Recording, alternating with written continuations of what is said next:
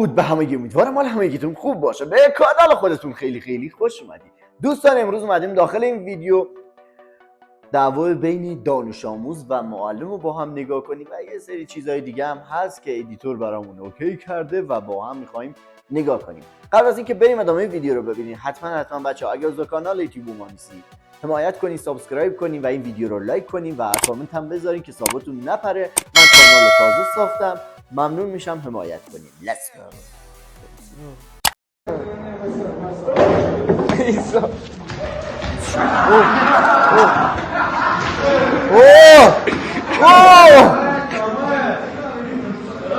چون معلم خطرناکی بود دهنشو.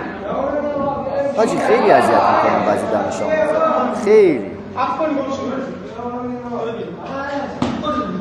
ای بیشرف. یه لحظه بچه‌ها صبر کنین.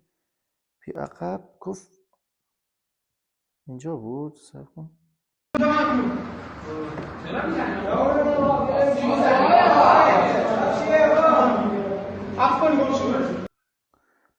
گفت افغانی گم شو بیرون. متنفرم از این معلم ها، یعنی واقعا باید اینو اخراج کنم، واقعا باید اخراج کنم.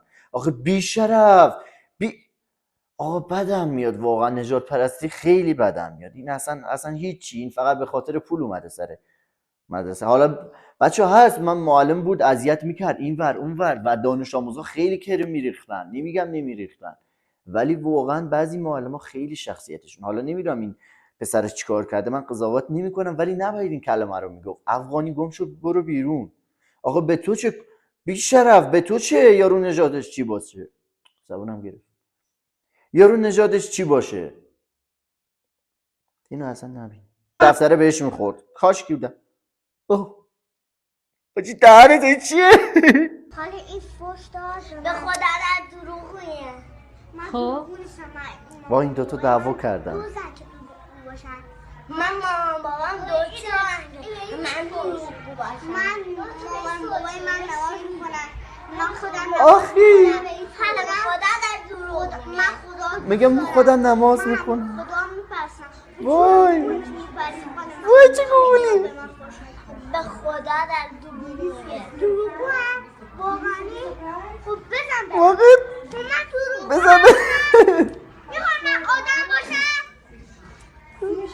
حالا راج من نمی‌کنی؟ باید ببینم اشکال کجا بوده. خب اینا دوتاش لاغای باز همش خول میداد. من پرسیدم های همش حالا یه بار من خول داد افتادم شلم درد گرفت. آخی اینطوری افتادم موزن. قرار چی شد وقتی که یه نفر بهتون میزنه؟ قرار شد خودتون اقدام نکنید. من اقدام نمیکنم، من میرم کنارشون باهاشون قرار میشم، من میز دیگه بشینم. حالا تلو بچه بعضی موقع. آره من و این با هم دیگه دوست بود، ولی خب بچه دعوا کردین؟ به فوش نمیده.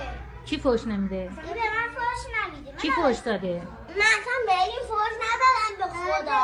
چه فوشی داده؟ گفتی که بهش گفتی کسا به خدا در دروغ.